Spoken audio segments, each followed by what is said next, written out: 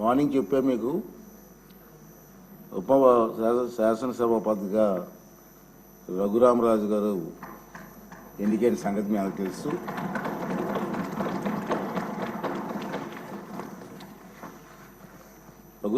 కృష్ణరాజు గారు సభాపతిగా ఏకగ్రీవంగా ఎన్నికైనందుకు నాకు మీ అందరికీ కూడా సంతోషమే. నాకు మరీ సంతోషం ఏంటంటే అతనికి మాకు చాలా సంవత్సరాలుగా కలిసి ఉన్నాం, ఫ్రెండ్లీగా, ఇప్పుడు కూడా నవ్విస్తూ ఉండే వ్యక్తి. అటువంటి వ్యక్తి ఇక్కడ డిప్యూటీ స్పీకర్గా రావడం మనందరికీ ఉల్లాసంగా ఉంటుంది. ఇంకా అతను సీట్లో ఉంటే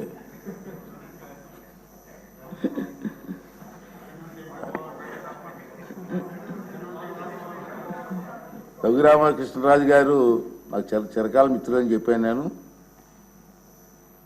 రాజుగారు 14th మే 62వ నాడు సంవత్సరంలో విజయవాడలోనే జన్మించారు.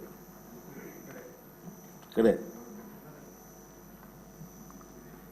వీరు సూనాయన రాజు గారు అన్నపూర్ణ దంపతులకు జన్మించారు. వీరు మా విశాఖపట్నం ఆంధ్ర యూనివర్సిటీలో చదువుకున్నారు. పోస్ట్ గ్రాడ్యుయేట్ పట్టా పొందారు. అలాగే ప్రముఖ పారిశ్రామికవేత్త, మీ అందరికీ తెలిసిన విషయం, కొత్త ఏం కాదు. వేల మందికి ఉద్యోగ అవకాశాలు కూడా పారిశ్రామికవేత్తగా కల్పించిన వ్యక్తి. తర్వాత వీరి తాతగారు అయినటువంటి జిఎస్ రాజు గారు ఆంధ్రప్రదేశ్ శాసన మండలికి డిప్యూటీ చైర్మన్గా పనిచేశారు.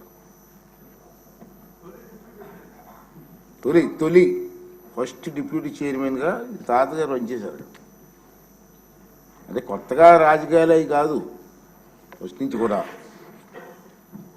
వీరు చాలా ప్రదేశాల్లో, అంటే మేము ఎక్కువ కాలం నుంచి కలిసి ఉంటున్నాం కాబట్టి తెలుసు నాకు.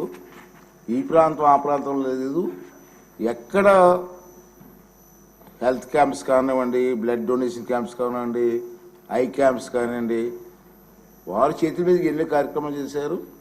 ఎవరైనా కార్యక్రమాలు చేస్తున్నప్పుడు కూడా వారికి సంబంధం లేకపోయినా అతను ఇన్వాల్వ్ అయ్యి ఆ కార్యక్రమాలు విజయవంతం చేయడం కోసం కూడా ప్రయత్నించే సందర్భాలు నాకు తెలుసు. నేను ఎందుకు చెప్తానంటే అటువంటి స్వభావం కలిగిన వ్యక్తులని. తర్వాత రాజకీయాలు కూడా కొత్త ఏం కాదు. 2019 సంవత్సరంలో నరసాపురం లోక్సభ నియోజకవర్గం నుంచి మొదటిసారిగా లోక్సభ సభ్యులుగా ఎన్నికయ్యారు. ఆ విషయం కూడా మీ అందరికి తెలిసిందే. అతన్ని ప్రత్యేకంగా పరిచయం చేయవలసిన లేదు. గత 5 సంవత్సరాలు టీవీలో చూస్తూ ఉన్నాం కదా మనం. ప్రత్యేకంగా పరిచయం చేయవలసిన వ్యక్తి ఏం కాదు. ఈ రాష్ట్రంలో మారుమూల గ్రామాల గురించి అడిగినా రాజుగారి గురించి చెప్పే పరిస్థితి ఉంది. అది ఏ ప్రోగ్రాం అండి? రచ్చబండ గారు. రచ్చబండలో కార్యక్రమం ద్వారా బాగా ఫేమస్ అయిపోయారు అతను. తర్వాత వీరు పలు లోక్సభ స్టాండింగ్ కమిటీల్లో సభ్యులుగా ఉన్నారు. 2024 సంవత్సరంలో వీరు ముందు శాసనసభ నియోజకవర్గం నుంచి సభ్యునిగా ఎన్నికయ్యారు. చంద్రబాబు నాయుడు గారి ఆశీస్సులతో మొన్న ఎన్నికలు గెలవడం జరిగింది. మరి ఇదేవిధంగా చెప్పాను, రచ్చబండ మరియు ఇతర కార్యక్రమాల ద్వారా సామాన్య ప్రజలకు కూడా బాగా పరిచయమైన వ్యక్తి. అటువంటి వ్యక్తి ఇక్కడ డిప్యూటీ స్పీకర్గా పనిచేయడం మనందరికీ కూడా ఆనందదాయకం. మరి చంద్రబాబు నాయుడు గారి ఆశీస్సులతో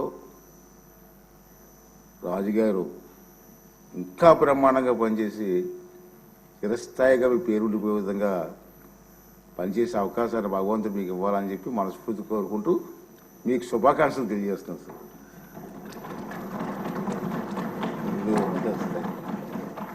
సార్. బాబు గారు, కళ్యాణ్ గారు, మనోహర్ గారు,